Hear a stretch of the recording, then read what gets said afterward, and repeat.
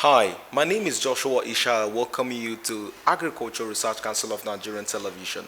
Today, on our special interaction, is with Dr. Kida Anjuma, the Director of Livestock Department of Agriculture Research Council of Nigeria, where we'll be looking at the holistic mandate of the Agriculture Research Council, the Livestock Department. So stay with us as we're going to be exploring all that the Department of Livestock is saddled with in the council as it relates with other agricultural institutions in Nigeria and other colleges of agriculture. Everything you need to know. So stay with us.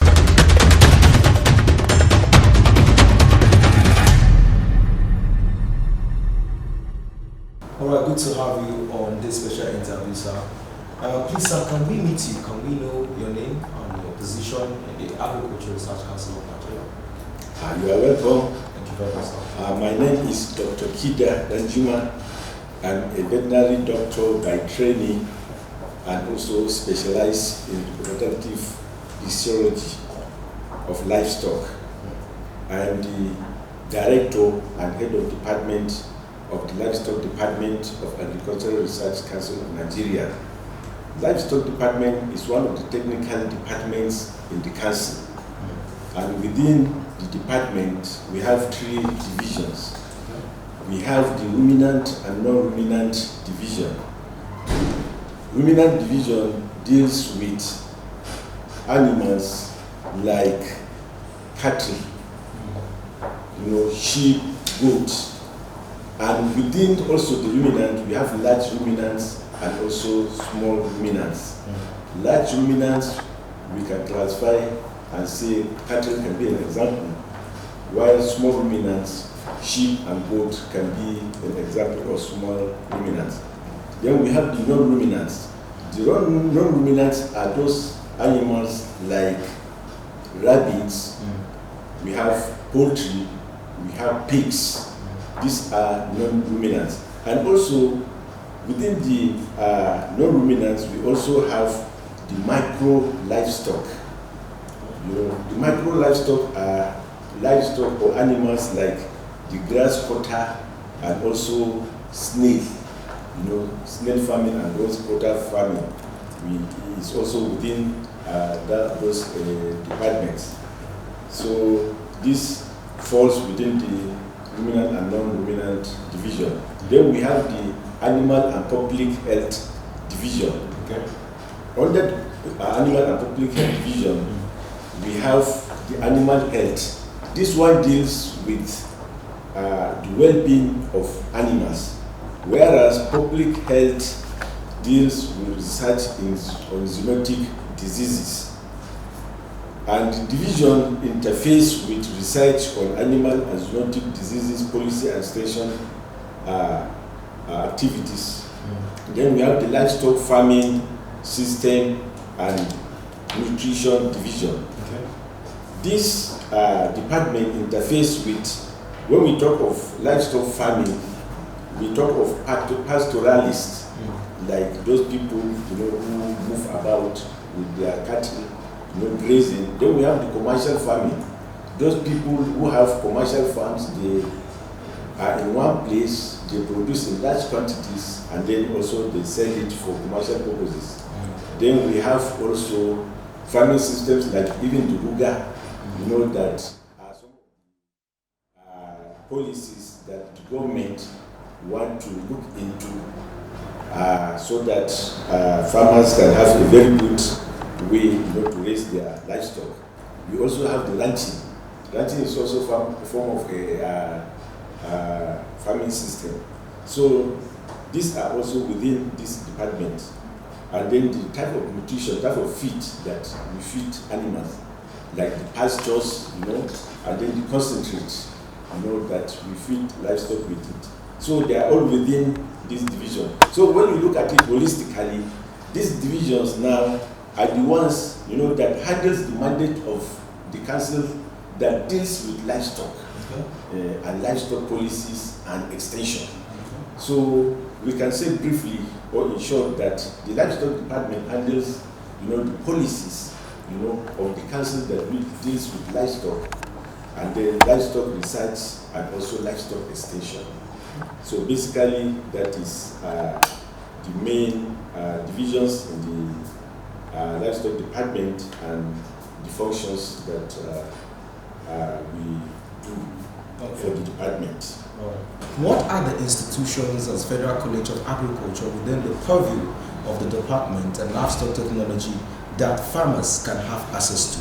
Okay. We have two major livestock research institutes, that livestock-based research institutes, and 3 federal colleges of agriculture within the purview of the department, that is supervised within the supervision of the department.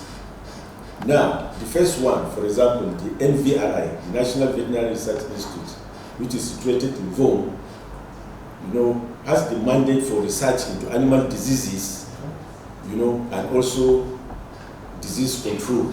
When we talk of animal diseases, we talk of things like, for example, CBBP, Pes des species ruminantes, and then things like avian influenza, these are zoonotic diseases, rabies, and so on and so forth. This research institute deals with research into all these diseases, and then they also provide solution to the diseases by what? By bringing out vaccines, or producing vaccines that can fight against those diseases. That is, that can control those diseases from spreading. So, for example, when you go to Vaughan now, you will find vaccines such as, like I said, the CBBP vaccine, the PPR vaccine, the fowlpox vaccine, the Gumboro vaccine, rabies vaccines, and so on and so forth. We all have them there, which farmers can easily go there and access it. And similarly, also within the NVRI, also they are also into research on even human nutrition. For example, there is a project that was done on these quail beds. Quail beds are beds that are very low in cholesterol, which are also very good for people, that has high BP. So they did research on that, and they produce it in large quantity where farmers can go there also and get seeds.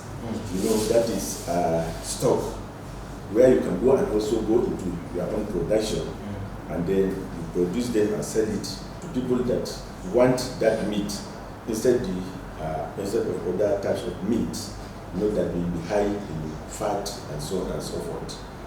Then we have the NAPRI, the National Animal Production Research Institute. It's also within the purview of the department. NAPRI has the mandate of genetic improvement of indigenous livestock. Because when you look at it generally, our indigenous livestock have very low productivity. Their productivity is very low when you compare to exotic breeds. In terms of milk, it's very low. When exotic breeds are producing about 25 liters per day, ours maybe just 4 to 5 liters per day. And even in the meat, beef, they can produce as much as 500 kilograms, but our own maybe average 350 kilograms, and even litter size, ours highest maybe 3, for example, kitten, that's a goat, can just produce maybe 3, and then 2, and so on and so forth. But exotic breeds, you find out some produce even 5, at once. So they have high, they have high production capacity, and then they have very good things for production. So what we are doing in NAPRI is, okay, let us improve our own breeds by bringing those, exotic breeds, and then cross it with ours, so that we have an improved breed. So instead of having low production now, our own breeds can also increase their productivity, although it may not be as high as those exotic ones, but at least we can have something very good for farmers to use, and then maybe get profit out of it. And then when you look at it also, in NAPI, all this is centered around the technology that is being used, to improve those livestock. For example, we have this artificial insemination and estrus synchronization. This is a technology, that we call it like controlled breeding. You call it controlled breeding. That is, you control, what you want. You control the time the animal will give birth. You control also the number of even the kids that the animal, you want to give birth to.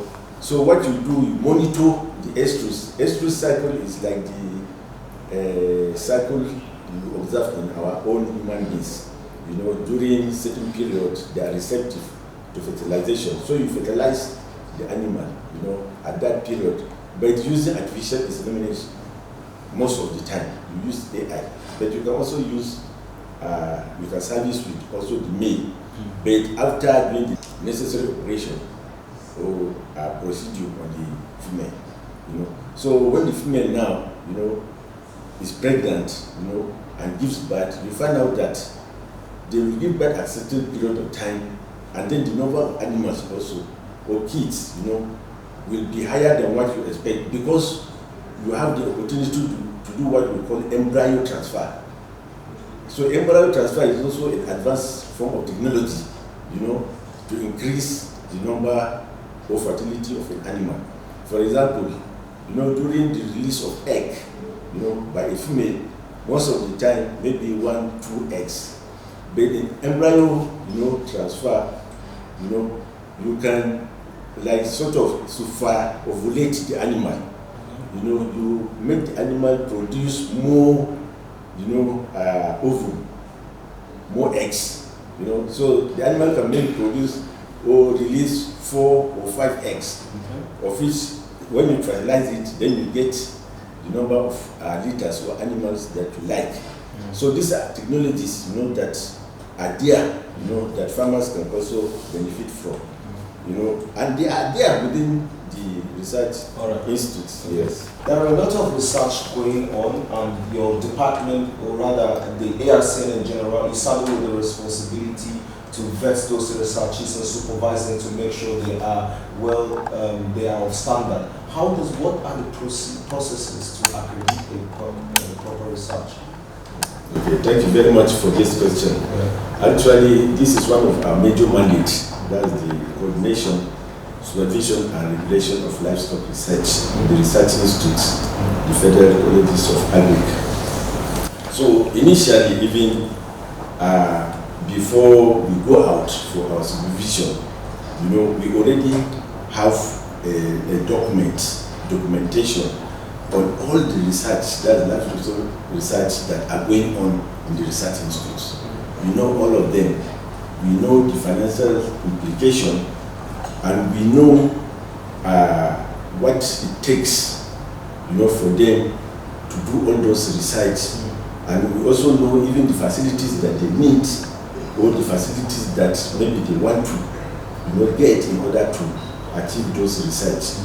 So we have what we call the M&E document with us. That's monitoring and evaluation. So we go out to the field, and then we meet them, in the field, in the research field, livestock research field. Okay. Yes.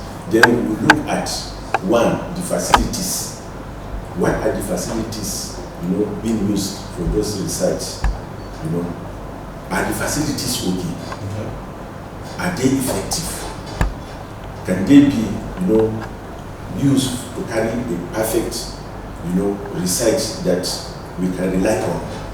Then we will also look at, the content of the research. Is it demand-driven? That is, why are they doing that research? Because you cannot just go into a research like that. There will be a reason. So we want it to also be a demand-driven research. That is a research that arises from the demand of the end users or people. We want this thing. So let's see. Are you doing it according to what the people also want it, or you are just doing it because sometimes you can even do it in order for publication? to get maybe recognition or something like that. So we look at all those factors. Then we also look at the finances. Have you been using the finance, the funds given to you judiciously? That is, how judicious have you been, in managing even the resources that you are giving for the research? So we look at all this, and then we score it. We have places for scoring, all those things. So when we gather all those data, concerning what you are doing, then we score it and find out, yes, this place, is lacking. This place, yes, we are doing well.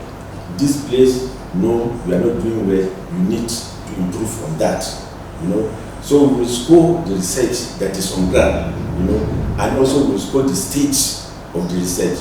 Because when you go, the research should be at a certain stage, because you have already started now and you are at a certain stage. So we are there now to monitor how far you have gone. Then we mark, give a marking, okay, this is where you are now. So that next time when you come, then we expect that you must have moved ahead. Exactly. And then sometimes, in research, what we do is also a sort of, tie the funds to the research. That is, if you finish a certain stage of research, then we give you the funds, to start the next one. So that if you have not finished and exhausted, the funds for the first stage, then definitely, there is no way we can give you funds also for the next stage to continue. But as it is now, most of the time we find out the funds are already with them. Okay. So when we go there, we will, take note of the stages and also the amount of funds that we use. Can you please share with us the major challenges faced in livestock research and the solutions or the way forward? Generally, the major problems that is being encountered in livestock research, although is, I can say, holistic, other part of agriculture research also might have those research, problems or challenges. But the major ones, I can say, first is the issue of funding. You find out that funds for research most of the time are not enough, and that is where we have problem. For example, now when you go to VOM, let me give you an example. They are into vaccine production, isn't it? So you find out that they produce the vaccines, but the demand is very high. But they don't have the capacity to produce more than even what they are producing. And then secondly, they don't have even the funds to commercialize it. So you find out that someone will come and book for vaccine that he needs now. Maybe he needs vaccination now, but since the production is low, or the competition, for the demand is very high, he has to wait maybe 2 or 3 months before he can get the vaccine. So some people will now prefer going to maybe private veterinary pharmaceutical to buy those vaccines, instead of patronizing our own vaccines that we are producing. So these are some of the challenges, the issue of funding, and then the issue of also. How can we solve it now? The issue. Yes, I will come later. I just want to highlight it. Okay. Well, let me address the solution. Okay. For example, this issue of vaccines now. So the Arcn Act now, the Reform Arcn Act, has made provision, for the research institute now to establish what we call spin-off companies. So these spin-off companies are mainly, for commercial production of vaccines. That is production of vaccines in very large commercial quantities.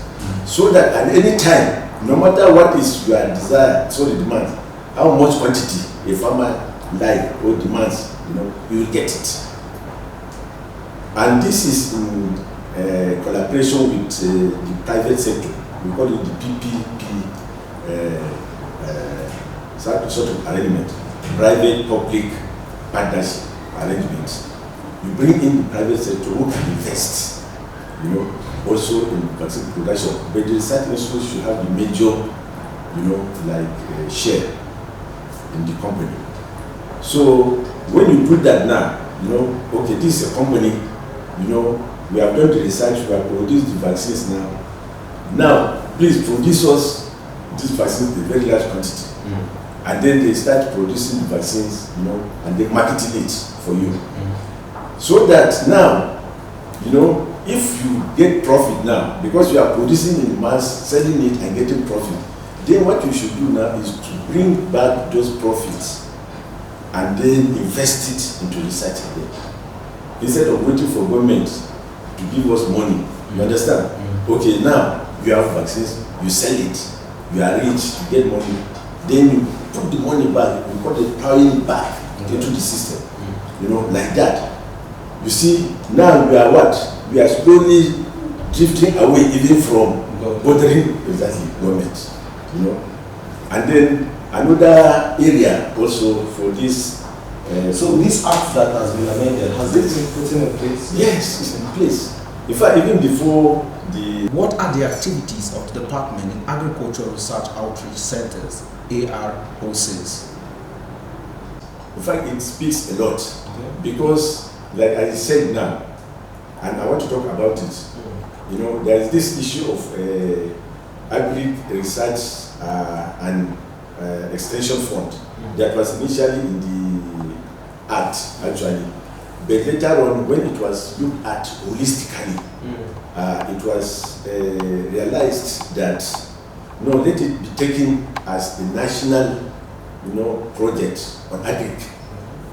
So, in fact, the final result was the establishment of the National Agricultural Development Fund.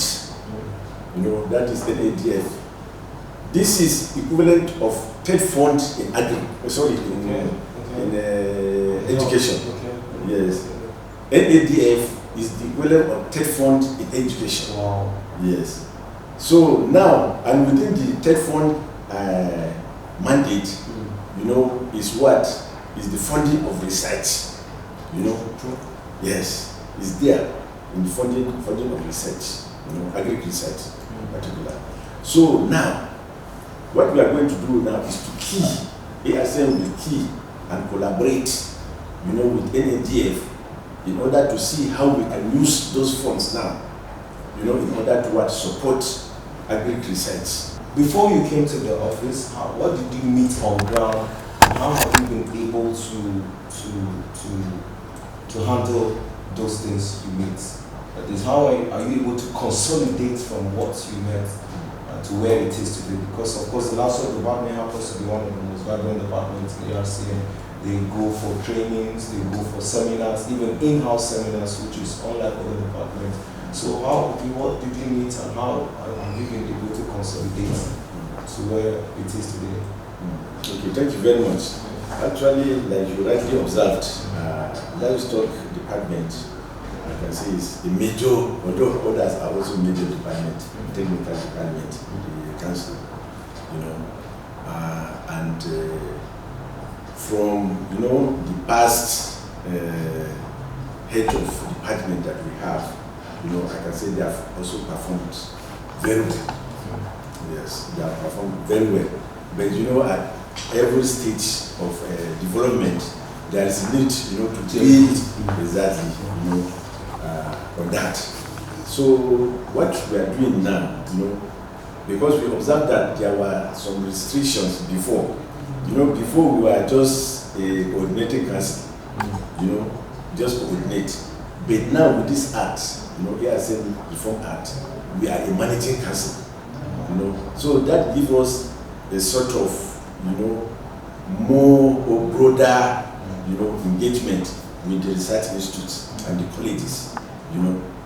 We are more enlarged now, so that, it can be, we can easily, collaborate with the research institutes and the colleges one-on-one, unlike before where we will have some restrictions, But now we are like one, the system is like one now. The secretariat here, and then the research institutes and the colleges. So we are like one now. And then secondly, you observe that livestock research now is more of demand driven, unlike before. Before the way they do research in livestock is like everybody is isolated. But now we are encouraging a sort of collaborative research. You will find out people doing research, in NAPI, and then collaborating with those in the universities. People doing research in AVRI, collaborating with even livestock officers in the states. And even here, staff of Arcn, livestock staff, collaborating in research projects with the research institutes and the universities. So we have like advanced, in those areas more than what we have been doing before.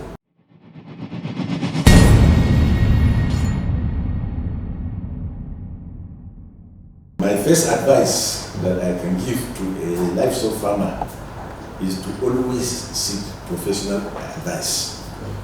Because the society we are in is such that people always like to be doing things, on their own, even when they don't have the technical know-how, and also for farmers to always look for genuine people who can solve their problem. We have also a lot of parts, for example, even in the veterinary profession, farmers don't differentiate. Anybody that can give injection, you just become a doctor. So you hardly see who is a veterinary doctor, who is a technician, who is this and that. So let them go to the right places. If they are asking for any advice, or they are asking for any improvement. But don't you think it's because they feel you people are expensive? Why is it? Yeah, actually, but there is nothing good that is cheap. That's cheap. That's the truth. Exactly. But anyway, the bottom line is always seek for the best, for the best advice, and also where you can get genuine, support. And then you should also be dedicated in what you are doing, because you find out that some people will be interested in maybe animal production, but they will just leave it in the hands of some people. Maybe once in a month you just go and see. Believe me, you can't see, you won't be impressed. So if you are doing it, for example, you are into poultry production, goat shipping, whatever production you are into, put that interest. Be interested in that. Always also be your own manager. Also, apart from the manager that you have on ground, you should also be part of the management, so that you know what is going on, so that you get the best. Because sometimes you can even put the best, but you can't get the best because a lot of things are leaking. Thank you very much, sir, for granting us the interview. We hope to come back again soon enough. Thank you very much. You are welcome. Thank you. With that, we come to the end of the special interview with Dr. Kida Njuma, Director, Livestock Department of Agricultural Research Council of Nigeria. So I'm sure if you've been in the dark as regards to how the Livestock Department of Agricultural Research Council of Nigeria navigate the waters to make sure that farmers are well-informed, farmers get the best when it comes to research and the relationship between the NARIs and FCAs and their likes, I'm sure this very interview has actually shed the light for you to have a clear view and clear-cut understanding as to how the Livestock Department operates. Until some other time, please make sure you stay hydrated, and remember, agriculture is the next boom to oil. So involve yourself in agriculture. You can start at your back home, like he rightly said, livestock is very important. So get involved and let's get the country working once again. Until some other time, bye for now.